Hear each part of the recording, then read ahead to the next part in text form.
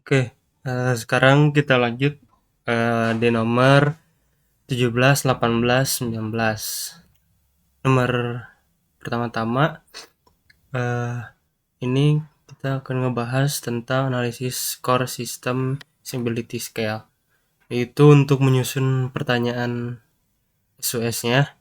Jadi dari website Survey Lab ini itu terdiri dari 10 pertanyaan atau item yang harus dinilai peserta menggunakan skill 5 poin.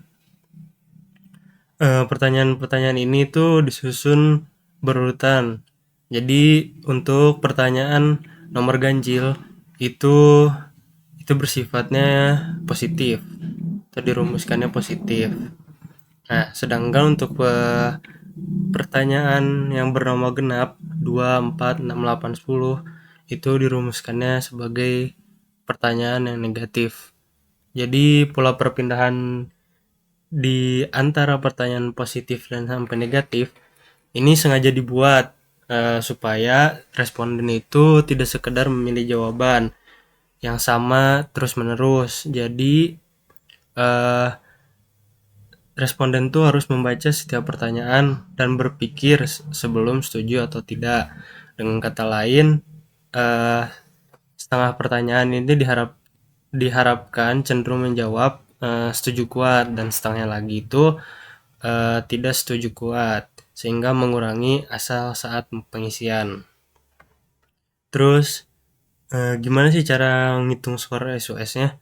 Jadi setiap jawaban pada skala 1 sampai 5 diubah menjadi skor 0 sampai 4 dengan aturan berikut. Nah, untuk item ganjil, untuk nomor ganjil 1, 3, 5, 7, 9 itu kan positif. Jadi skor sama dengan nilai jawaban dikurang 1. Misal, untuk strongly disagree itu skornya 1.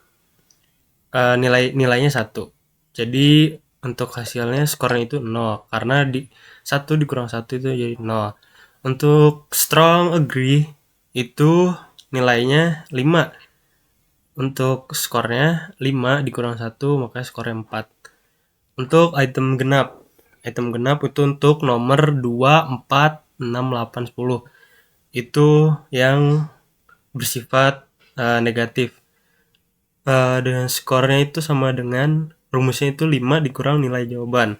Misal, uh, strongly yang disagree itu kan nilainya 1. Jadi untuk skornya itu 5 dikurang 1, maka skornya 4. Untuk strongly agree itu nilainya 5, maka skornya 5 dikurang 5, nah itu menjadi 0. Nah, setelah mengonversi setiap jawaban menjadi angka 0 sampai 4, semua skor item dijumlahkan. Jadi total hasil penjumlahan ini tuh kemudian dikalikan 2,5. Nah, ini dikalikan 2,5 untuk mendapatkan uh, skor SOS terakhir yaitu 0 sampai 100. Sebagai contoh, jika ada seorang responden memberi skor 1 sampai 5 pada 10 item, 10 pertanyaan, nanti bakal kita hitung masing-masing item ganjil minus 1 dan 5 minus jawaban pada item genap.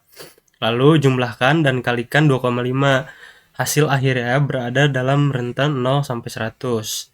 Jadi semakin eh, semakin tinggi skor SUS itu menunjukkan tingkat kegunaan sistem yang lebih baik dan skor lebih besar sama dengan 68 biasanya itu dianggap sudah oke atau sudah baik. Nah, untuk visualisasinya itu jadi setelah tadi hasil akhirnya di sini spreadsheet ini nah ini multiplay. Jadi berdasarkan data responden, skor SOS ini setiap responden telah dihitung di kolom multiply. Nah, multiply ini nanti setiap hasilnya ini bakal dikalikan 0,5. Bakal dikalikan 2,5. Lalu untuk visualisasi hasilnya nanti bakal berbentuk tabel seperti ini.